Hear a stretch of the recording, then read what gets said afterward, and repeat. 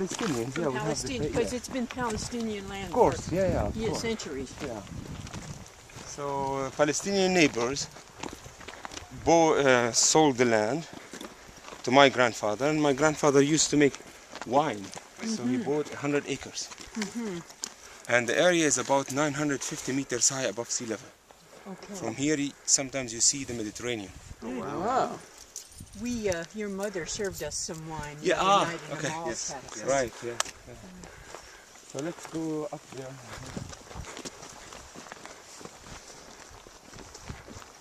How many do you employ? Here, wow, the problem is so far we are not living out from the farm. Because you're not allowed to have buildings and water. We are not allowed to have water, running water, no electricity, and no building permit. And there is not much to do about the products. We have a lot of products, but there is no market for our products. I mean, in the Palestinian areas, and we are not allowed to export. So that's why we are depending on volunteers. So now we have international volunteers coming. For example, we have 2 civil service students coming from Germany. They are doing their civil service instead of going to the army. They spend here 13 months. And then beginning of March, we have volunteers coming from the US, from Europe, to spend between 1 and 3 weeks or 3 months. Yeah. And what do the volunteers do? We do the agricultural work, construction, building like walls, terraces, and also they are helping with our summer camp activities.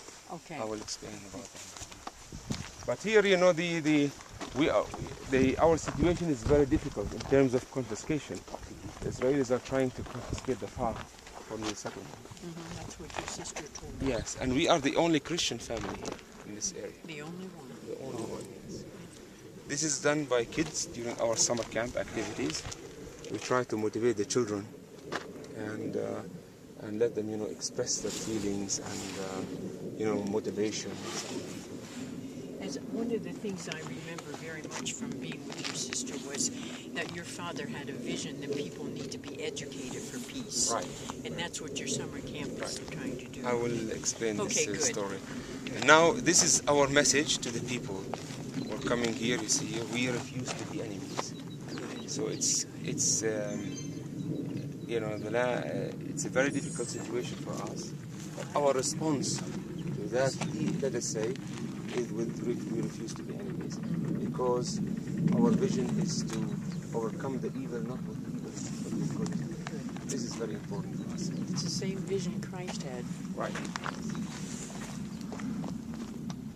So if you can't sell your produce and you can't export it, what do you do with it?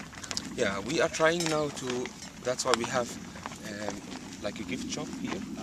And we are trying to sell products for guests coming to visit the farm, international guests.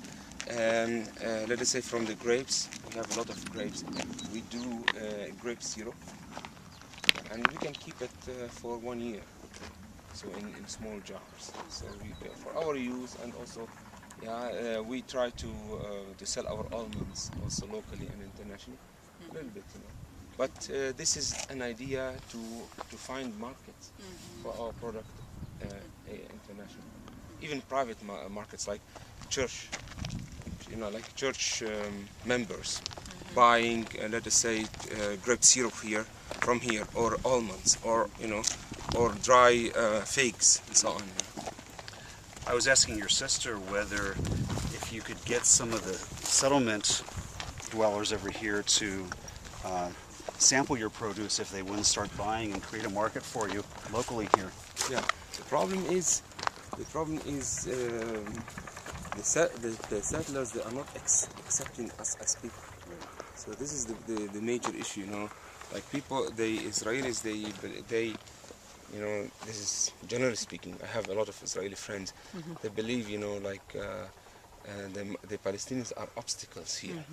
So we just want to take the land and leave the people. You know? Right. So this is a problem for us. So they are not accepting us as people who have the right to be here. Right. Of course, you know, we have some good experiences, but this is generally speaking. So it's very difficult to find a common ground for cooperation, you know, because it's very difficult also to talk about peace while you are living under occupation.